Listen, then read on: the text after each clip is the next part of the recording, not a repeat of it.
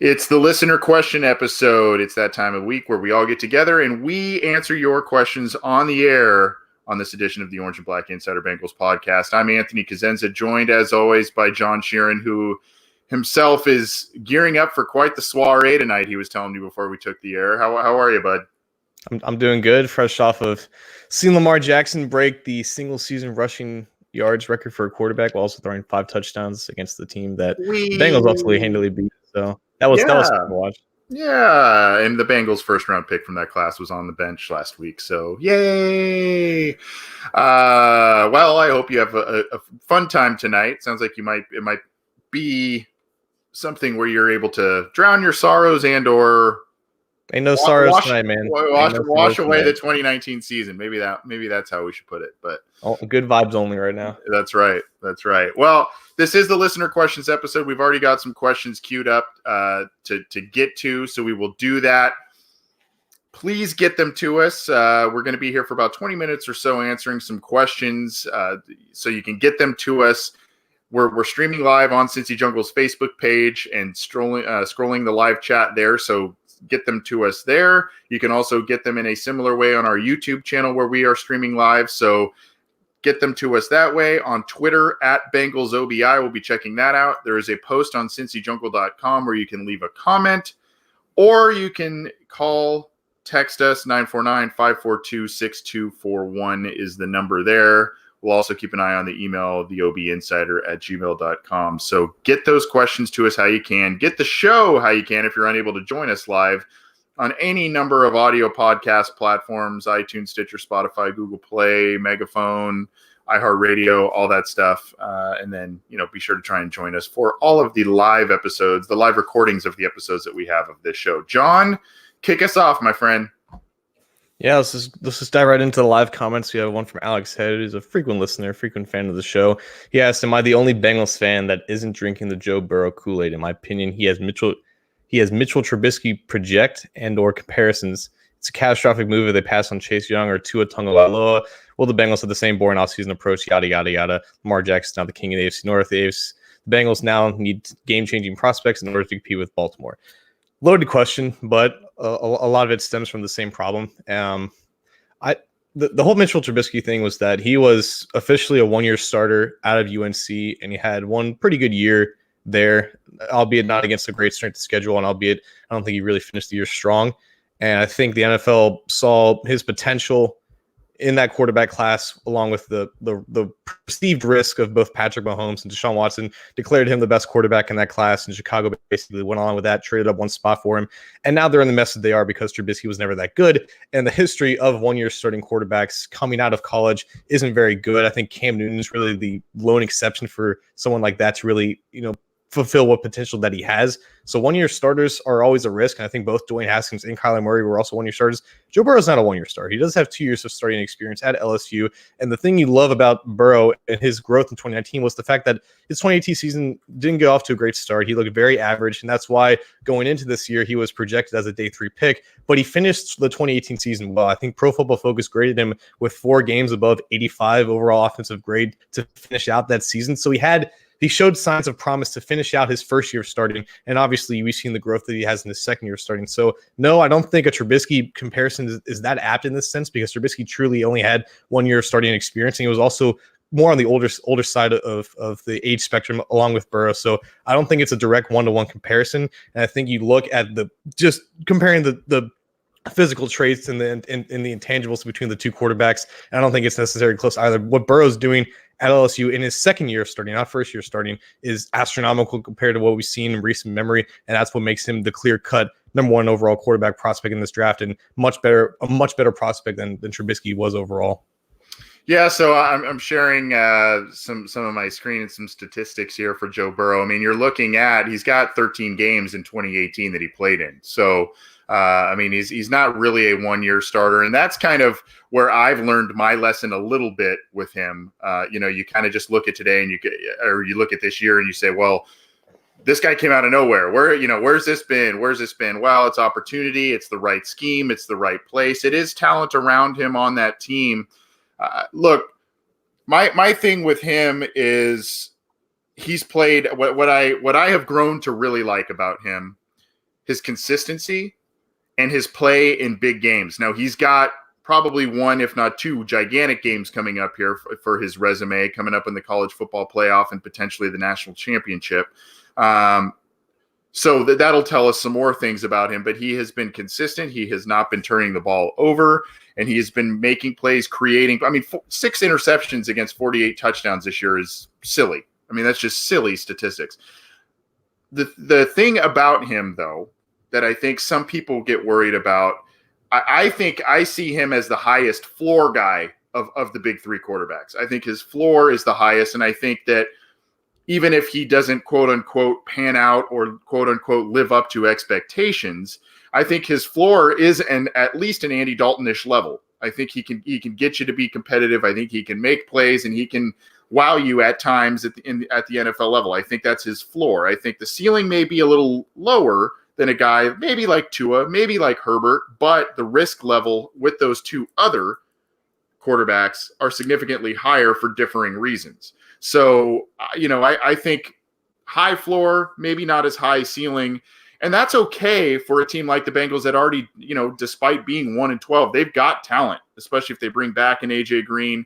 You've got Mixon for another year. Cordy Glenn came back. He looks to be kind of in the right mindset of things and healthier. Jonah Williams was activated to practice this week. So, you've got some pieces in place going forward in 2020 if you get the quarterback position settled.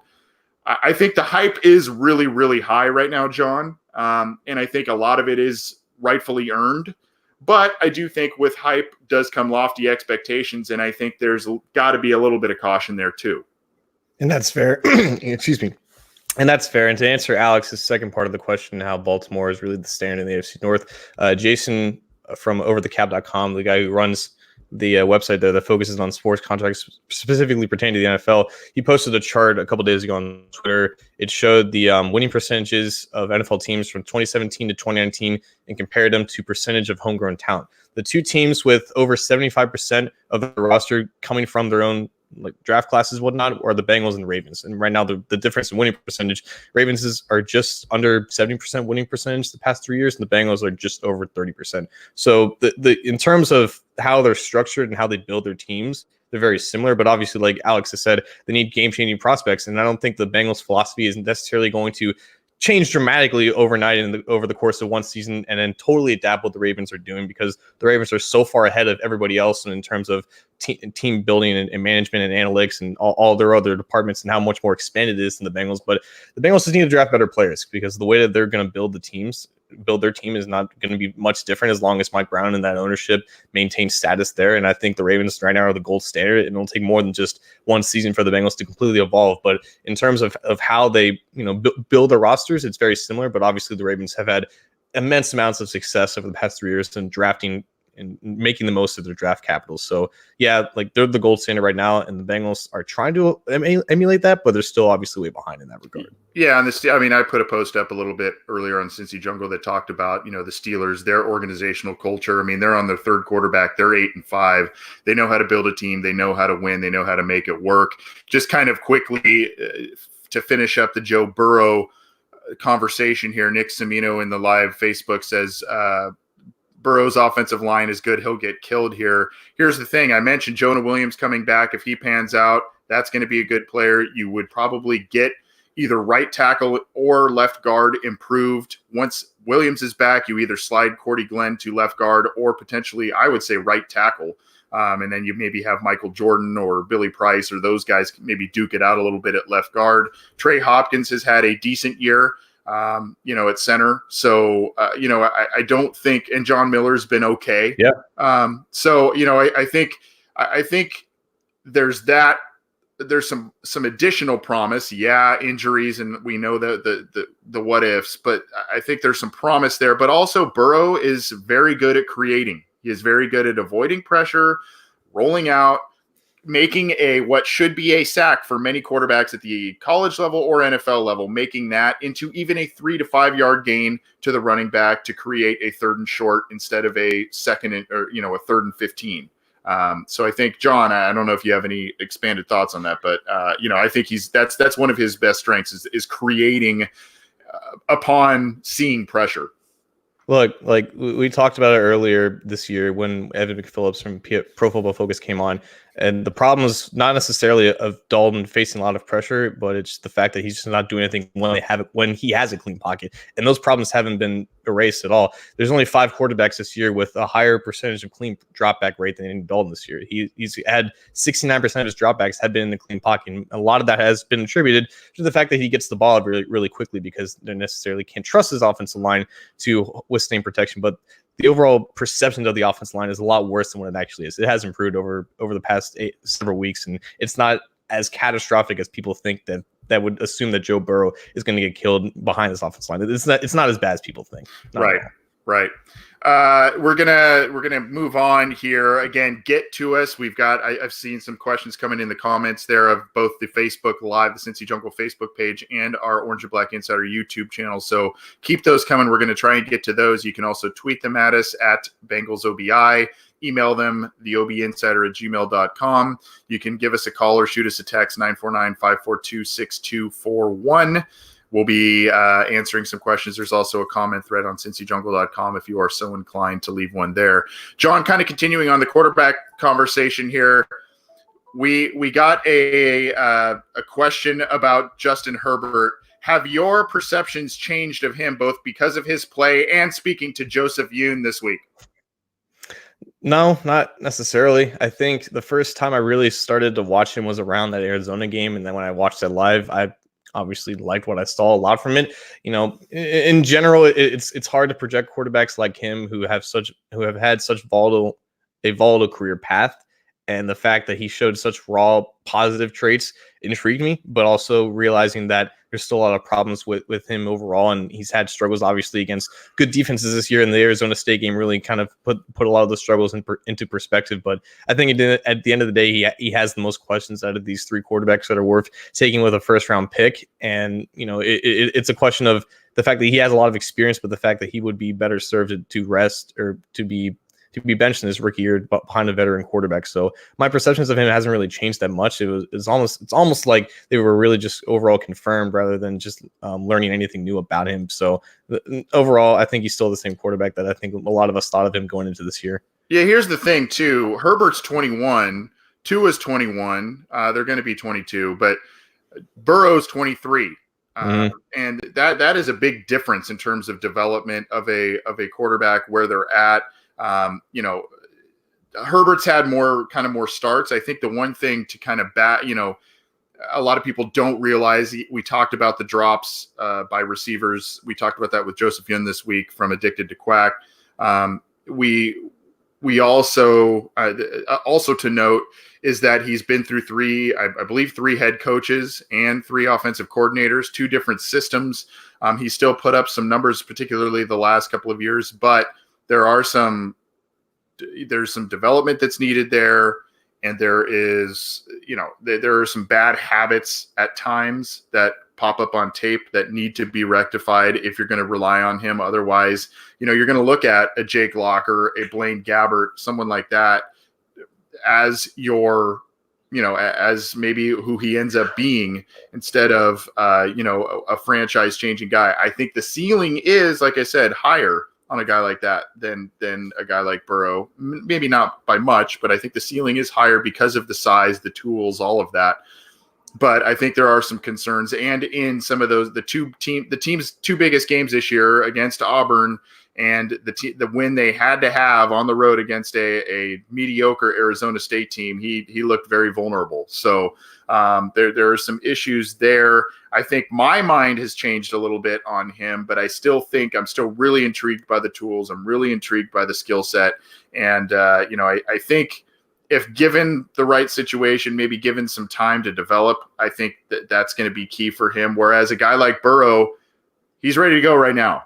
That's a guy who's ready to come in and start right now. Can't say really the same about Tua or Herbert for differing reasons. We've got a call on the line, John. I believe it's our good friend Terrell. Terrell, how's it going today, bud? How you guys doing? We're doing well. Good to hear from you, man. Yeah, I know everybody was the quarterback madness and all that though, but I got it's some guys that I got a picture. I mean, got some guys that are my big boy. I feel like that's real good. It's the safety from Pittsburgh. He just come up and hit you, and he could cover too. I forgot his name. It's two of them. It's a corner and some safety. But I'm talking about the safety. I think his last name Ford. And I got Brown, the defensive tackle from Auburn, one of my big boy too. And I like Herbert though, but I just feel like sometimes he be kind of throwing kind of flat and throwing kind of overthrowing. And I got Burrow as number 1 and Chase Young as number 2. And I just like once again I appreciate it every time. I just want them to get some playmakers and some guys that want to tackle and some big names, because I feel like we got Lamar Jackson, Baker Mayfield. I know Big Ben getting up there, whatever, and then we'll just be left with what? I mean, just an old AJ and a Geno and a Dunlap. So I just feel like, I mean, even though I feel like Mixon is emerging, and I hope he get more TV time next year, and also Boyd. And I just feel like, the offensive line just need an upgrade. We already know that. At least a couple tackles and the tough guards. And I heard something about, Balaga from Green Bay. I heard they might be getting rid of him, and hopefully we might try to get him or something. I'll just leave you guys with that, and early happy holidays. Yeah, back at you, man. And hopefully you've been enjoying. You've given us some good names here to continue our 2020 prospect watch. I hope you've been listening to the show and enjoying kind of not only our breakdowns, but our interviews with others on some of the promise. All the time. Awesome. All the time. Well, we'll get to those two players that you mentioned there, the Auburn tackle and the Pittsburgh safety. But offhand, I'm not overly familiar with them, but that you've given us some good names I'm to. just saying, like, if we take samples. We missed on DJ Metcalf and Greedy Williams. So I feel like if we was going to jump up and get somebody that's a no-name, I feel like I'm trying to tell you, that guy, check him out. Yep, they got to get immediate impact players. Thanks, Terrell. Appreciate it. Yeah, I don't know those players offhand, John. I maybe you do. I gotta check out, do some research on them. But some good fuel there for us to continue our prospect watch. And safety is a really difficult position to kind of evaluate. I feel like it's been a tale of 2 seasons for Sean Williams and Jesse Bates. I feel like they started off very, very slow and looked like they regressed. And I think of late, especially Bates has stepped up and made some big plays. And I think that probably, correct me if I'm wrong, especially with the elimination of Preston Brown, they're still going to want these rover type of guys, a safety or two, kind of being able to play up to the line a little bit while being able to cover. You've got your center field guy in Bates, and maybe you kind of have the 3 safety look going forward, and maybe that's where a pick like that makes sense. So yeah, like they're pretty strong in safety right now. They're pretty set as of right now. Right. Clayton Fedulum and Brandon Wilson are pretty good back. Unfortunately, Wilson's on IR, but those two are pretty good as your reserve backup safeties, guys that you can rotate in. And like you said, Jesse Bates has improved over the past several weeks. I think I said it on the last show. He leads the NFL in safeties, in interceptions, but also leads the NFL in missed tackles. So he's kind of developing into who we really thought he was as a prospect going in. And Sean Williams is still a stable member of that secondary. So Fedulum, I think, is a free agent. So I think that might be the one area where they could look to compensate for that loss. But I'm not exactly familiar with the Pittsburgh prospect. I am familiar with Derek Brown, and he was the unquestionable, not unquestionable, but one of the better defensive players in the SEC this year out of Auburn, kind of similar to Quinton Williams in the way he plays and just his overall hand usage and his repertoire of moves to get to the passer. He's not the most productive pass rusher, but he does end up getting in the backfield a lot, and he does end up stopping a lot of runs in terms of stops at the line of scrimmage. So he's going to have a really good profile going into the draft. It'll be interesting to see how he tests, but I think he's pretty locked into a first round pick as of now, because he's had 2 or 3 really good seasons at Auburn, and in terms of just finding guys who can stop the run, he's one of the best in this class. I just don't think that there's a pressing need right now for the Bengals in that department, because they do have Tupou, they do have Billings, obviously they have Geno, and they should have Glasgow coming back from injury. And they've seen some promise from Andrew Brown Rennell Wren this year. So it's kind of looking really clogged at defensive tackle, but I think a couple of those guys are impending free agents as well. So those are two positions where I think they're pretty set in terms of fielding a bad defense, but a couple of free agent losses could open the need for those two positions. So was he referring to Derek Brown? Is that yes? Okay, yeah. okay. I thought he said offensive tackle. That was my mistake. No. That's why it wasn't coming to mind. Yeah, I mean, SEC Defensive Player of the Year. He's a very, very good player. So I am familiar with him. There was just an offensive tackle offhand. I was like, I'm not sure who he's referring to, but I definitely know who he's talking about now. Where do you want to go next, John? Let's see here. All right, we got a question from Facebook from Rob Bellamy. Do you see them drafting a quarterback and possibly Chase Young in the same round? So that would imply that they'd take Young first overall and then trading back into the first round for a quarterback. I think somebody else asked the question of what do you think about trading down the first round or trading up into the first round for a guy like Jalen Hurts. So I think that's really, besides Herbert, the other quarterback that fans are going to be intrigued with in terms of selecting a quarterback who's not Burrow or Tua at the top of the round. Like I was really excited about Hurts towards the beginning of this season, and I wasn't really concerned about him playing against poor Big 12 defenses. I was just looking at the big game moments, looking at some big time throws down the field, and just marveling at how much success that Lincoln Riley has had over the past 2 or 3 years with whatever quarterback he plugs into that system. It ends up working, and Hurts I think has a great mentality and a great mental presence for the game, and how he was kind of developed as Nick Saban type player, realized that he lost his job to a more talented quarterback, ended up going to a system that, like we said, has developed these quarterbacks so astronomically in such a short period of time, and it's done really well at Oklahoma. It led that team back from a loss earlier in the season all the way to the college football playoff and jumping a couple of other good teams in the process and beating a very good Baylor team twice. But in terms of arm talent, it's not as good as Baker's was coming out of college. It's definitely not as good as Kyler Murray's coming out of college, and that's going to be the one thing that really hinders his overall value. But I think his mental capacity for the game is going to help him maybe garner out a solid career as a spot starter, maybe someone who develops later on in his career. And I'm not sure if that's worth really trading back up into the first round. Definitely for a team that needs a quarterback, and the Bengals could classify as that. But I think the safer place is just get the quarterback at the top of the first and not have to worry about that. Yeah. I think it would be a splashy move if the Bengals were to get what's widely viewed as the best overall player in the draft in Chase Young. And then you go back and you get maybe one of the big, you trade back in and you sacrifice a lot of picks. The bottom line is these things can be done. These things can be done. We've seen teams move back up, give up a lot of capital to do it. It's just a matter of the Bengals' willingness to do that. They do not like to part with draft capital, and that's just how it is. They just don't like to do that, and that's how they like to build their team, especially in recent years. And so, sacrificing the next couple of classes potentially for 2 players that, while those could be 2 franchise-changing players, they view it as we're sacrificing our team's health long-term by giving up all of these picks. I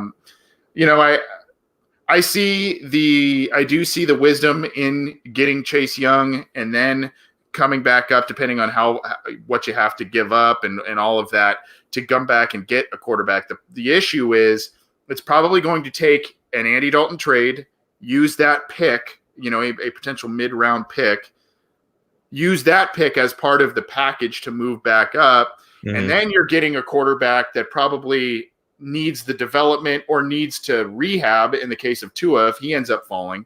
You're going to have a developmental guy you're going to be taking, and then you got rid of your potential bridge guy in Dalton, if that's your plan. So then you're throwing these guys out there right away when maybe they're not ready. That could yield disastrous results. Exactly. Where else you want to go? Let's kind of do like a 3-part question here, all surrounding the same same topic here. So we have a question from Twitter from Holy Moly 14. Are you concerned about the Giants tanking with the Janoris Jenkins release? And we had a couple of live comments in the comments section pertaining to who gets the number 1 pick if the Giants do lose out and only finish with 2 wins. And the Bengals presumably also have 2 wins. And also a comment from regarding Jenkins. Lou Anarumo has a history of Jenkins because he was the secondary coach with him for 1 year. He could be a huge help. do not sign Janoris Jenkins. Just don't do it. Like, I guess in a way, credit to him for being true to himself and speaking honest on the subject. But the subject of why he was released is that he was tweeting during practice and using the R word in a very derogatory way. But he claimed it was just slang because it was part of his culture, it's part of his upbringing. He uses it in casual conversation all the time. Not only the fact that that's just wrong in general, but also the lack of presence of knowledge and lack of situational awareness to realize that what you did was wrong and not really owning up to it, and not accepting responsibility for your actions and not understanding why what you did was wrong, along with the fact that he was tweeting during practice. It shows a complete lack of situational awareness and understanding and just general empathetic relations. And there's no wonder why the Giants released him. And also the fact that he was regressing as a player. He's not the same player that he was. And the fact that I think the Bengals need to see who they have at cornerback right now with Drake or Patrick on IR. It doesn't make any sense for them to do this. And it would go against a lot of things that Zach Taylor has instituted about establishing the kind of culture that he wants. So signing Janoris Jenkins is an awful move, and they should not do it at all. But the Giants do have that tiebreaker over the Bengals because they're going to finish with a softer strength of schedule compared to the Bengals. And even if the Bengals tie with the Washington Redskins, the Miami Dolphins, and the New York Giants, all with wins, the Bengals would then have the 4th overall pick because their strength of schedule is a lot harder than the other 3 teams. So they have the potential to be picking 4th or even 5th, or I think only 4th in the draft, is as high as 4 and obviously as low as 1. Right. Yeah. I mean, I don't. It seems, and I don't know if that listener, holy moly, on Twitter, I don't know if they were advocating picking up Janoris Jenkins or not, but usually they were saying. Were they saying? I think it was, with is they're concerned about their tanking and probably losing the draft position. I think, but I mean, you were right though. I think whenever a name like that surfaces, Bengals fans are like, oh, we should get this guy because we are so starved for any kind of big name free agent. I think that's kind of a natural reaction. I agree with you though. I don't think this is the right move. I think if you're going to make a move like that, and I think he was also waived injured is kind of what they said. But, I think if you're going to do that, you might as well stick with Dre, who's been a lot more of a team guy. Definitely, has his ups and downs as well, but you might as well just stick with that and pay similar money for a guy like that to hang on to him instead of bringing on a Jenkins. Jenkins had a lot of issues coming out of college. To his credit, they haven't really followed him too much in the NFL, but there are instances like what you're talking about, John, where you kind of go, oh, there it is. There's the old Janoris Jenkins. I don't see the need for that right now. And to be quite honest with you, I don't think, the pass defense is okay for the Bengals right now. It's really stopping the run. They've been making a lot more interceptions the past few weeks. So I don't know. I don't really see the wisdom in that move. Yeah, and I don't think the Giants necessarily tanking. I think they're going to try to win as many as they can with Eli to kind of give him the last hoorah, and that's exactly what the Bengals are doing. So again, no team, no player tanks. Like, it's all a front office facade, basically. Yeah, there are a lot of questions and comments sent to us. There was a text by area code 901. There are some other comments talking about, AJ Green, don't bring him back, all this kind of stuff. Where are you at with this, John? Especially with, I feel like every time we do a listener questions, the question is, what's up with AJ Green? Well, he's not playing. That's what's up with him. Mm-hmm. But as each week passes, you kind of think like, well, maybe he'll get a couple of games under his belt. He'll look healthy. He won't get hurt. And then that'll be the audition for either the Bengals to sign him long-term or whatever. I mean, some people are like, I'm done with this guy. Others are like, we need him back. And some are indifferent. Where are you at this point now that the season is winding down? He hasn't played a single game. To the fans who have gone sour on AJ Green because he hasn't played this year, I don't think that they truly understood the type of person and player AJ Green was before the season started. There's a reason why he hasn't played. There's a reason why that he's been, looking good in warm-ups according to Dave Lapham before games. There's a reason why, he's not 100% and why he's not playing, because that's not who he is. He's not going to play out there unless he's 100%. And yeah, there could be the whole factors of the team not being good and not in the playoff races why he doesn't want to play and doesn't want to risk injury. But there's still no reason for the Bengals to not sign him because, one, his value has overall diminished for not playing in his 31 or 32-year-old season. He's not gonna become more expensive because he didn't play. And number two, they're not going to spend that money on anything else besides AJ Green. Like, they're not going to use the money they saved by letting AJ Green go into free agency by signing another, $15 or $16 million player on the open market. That's just not who they are. That's never going to be who they are under this regime. So, like, AJ Green is still who AJ Green is. He's still the player that you fell in love with when he came into the league. He's still the same caliber player on the field whenever he gets on the field, but he was never going to go out onto the field unless he was 100% because he knows how to take care of his body. He knows what's best for him. And I don't think he did this on purpose. I don't think that he realized that I'm in a contract year and I'm dealing with injury and I want to purposely sit out to conserve myself. No, I believe he wants to play. He just wants to play on his own terms because that's who he's always been. That's always the type of person he's been. If you don't ride with that, then you apparently haven't ridden with AJ Green for his entire career. What's lost in all this discussion about AJ Green, I think, John, a lot of people are saying, I think I took a post game show and someone was saying, you got to admit he's a quitter. No, I'm not going to admit that. This is wrong. So there's that camp, the he's a quitter camp. There's the he doesn't want to play because he's not fully healthy, and it's a contract thing camp. Look, I mean, I think that second part is part of it, but the thing that nobody is talking about is it's not just he's going out when he feels right. There's a level of effectiveness of play that factors into this. You can look at Odell Beckham Jr. We have now learned he's had a sports hernia, and that is, as we have heard, affecting his play. He looks nowhere near like the same guy. At least he didn't last week against the Bengals. He's not looking anywhere near like the same guy.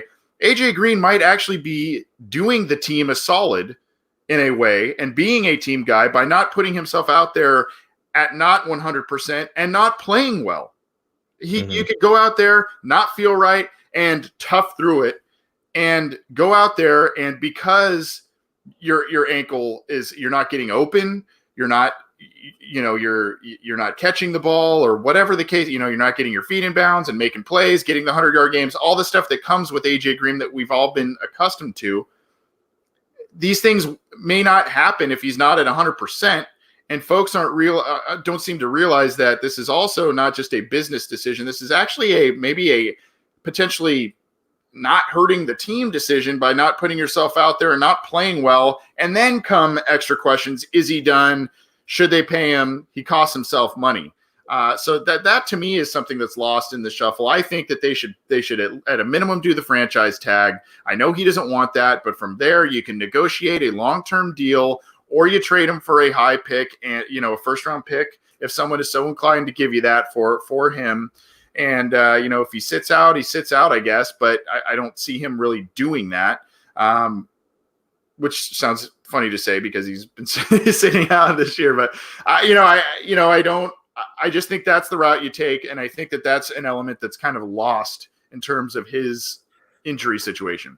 So Joe Johnson in the comment section, it isn't that AJ is a quitter, it's our idiotic medical staff and the fact that he rushed back last year and ended up making his injury worse. I think the biggest problem was the fact that they labeled this a minor injury when it clearly wasn't. It was clearly some type of high ankle sprain that was going to take him out of commission for more than the first 8 weeks of the season. And the whole perception was he's going to come back before the 8-week mark, and that's why we're not going to place him on IR designated to return. AJ, I think, diminished that immediately when he first had the chance. Like, I never said anything about coming back before 8 weeks. I'm going to take my time and come back before I'm ready. So the whole perception was it was some type of minor ankle injury that he suffered on a bad field, when that really wasn't the case at all. It was a serious injury. Like, it's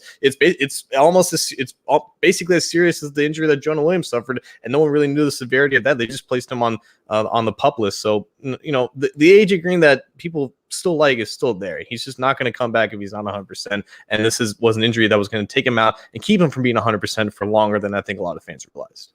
Anything else you want to get to, John? Was there another one in there? Let's see here. A lot of the same stuff that we've already talked about. Why is the defense? So from Man Clyde from Facebook. Why has the defense looked so much better with Preston Brown released and Dre Kirkpatrick injured? We're not seeing all this infamous Kirkpatrick missed tackles and Brown being slow and lost in the field. So we kind of talked about this a couple days ago on the main show and how it's kind of been, addition by subtraction. We're not seeing the bad plays from Kirkpatrick. We're not seeing, Brown washed out of run plays and whatnot.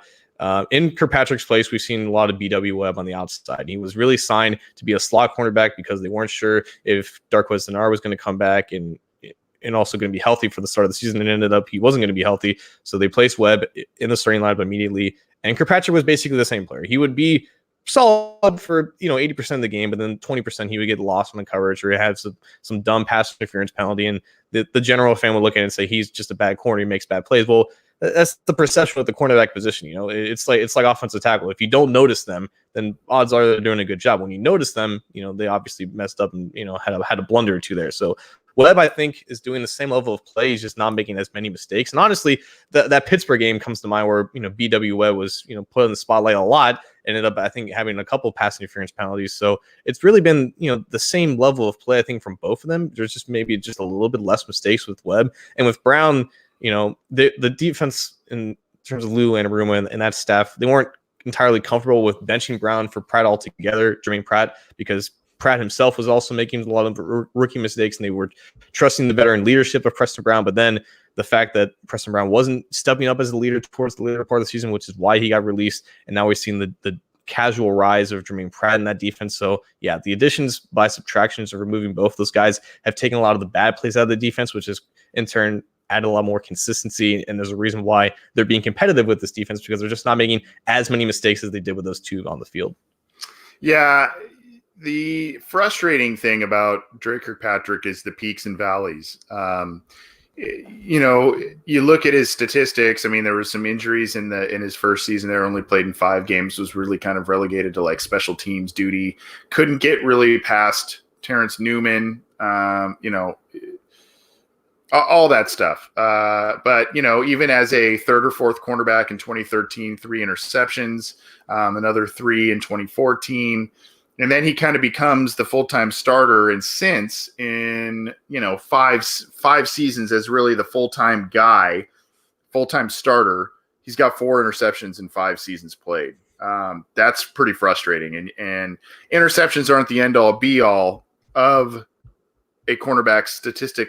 What makes them a solid cornerback. We know that, but that's a little frustrating. The things though that he does well, he's got the length, he's physical, and he, like William Jackson, oftentimes limit completion percentage. And that's not something you actually see in the stat column.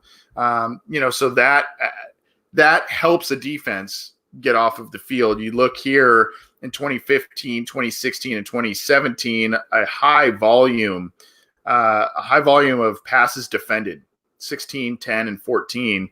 So double-digit passes defended on those years too. So, he has some positives, and I think that he's a guy that probably is at the tail end of his career.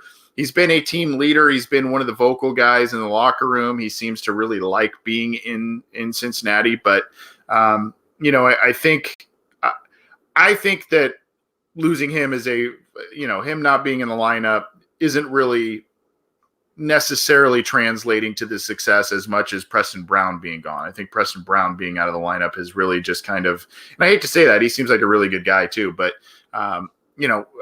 him being out of the lineup and them not having to overcompensate for what he can't do in the lineup, it has really helped the defense. And there's a reason why Brown was recently released by the Raiders, who signed him a week after the Bengals released him. So he's currently out of a job, and probably for good reason. Right. This is the Orange and Black Insider Bengals podcast. He's John Sheeran. I'm Anthony Cosenza. I think we are going to get out of here. There's we've got to a lot of questions. I don't know if there's any others, John, that you want to get to, but we appreciate all the feedback. We appreciate all the questions that you have submitted to us in a variety of different ways. You can get this show if you're new to it. If you happen to join us for the live recording for the first time, or it's one of your first times, you can join us. We usually do these listener question segments 2 or 3 times a month. We have our weekly show, usually on Wednesdays, and then we have the post-game reactions after every game, and then we do some little breaking news shows as well. But we're on the air 2, 3, maybe even 4 times a week, depending on what's going on. So join us, get the show in a number of different ways in terms of audio platforms, We have our YouTube channel, and keep it to cincyjungle.com for this show and all the news, opinions, analysis. All of that is on cincyjungle.com. Programming note, next week we will be joined by a representative from the SB Nation LSU blog to help us break down Joe Burrow and our 2020 prospect watch. So you'll definitely want to listen for that. We have two. We had two this week with Tua and Justin Herbert with some folks within the SB Nation network. So they gave us some good insight there. So check those interviews out from this last week. And then a couple of weeks from now, we usually record on Wednesday nights. Wednesday night is Christmas night. So both Christmas Eve and Christmas night, we will not be on the air. But I think we've talked about this, John. I think we're going to do it the 26th, which I think is the Thursday. So just a little programming note. Keep that bug in your ear about when we're going to be going live. Anything else you want to get to before we jump on out of here, John? Nah, I think we covered it all. I think the fans got the point. Okay. I think they got the point. I think they always get the point. We always say we're going to, let's keep it short, and we go longer, but it's good. It's a lot of stuff we get to. So hopefully you guys all enjoy it. Thanks, Sean. Enjoy your little party tonight. And thanks, everybody. Have a good weekend. We'll be back at you for the post-game reaction show Sunday afternoon. Join us then. Lamar for MVP.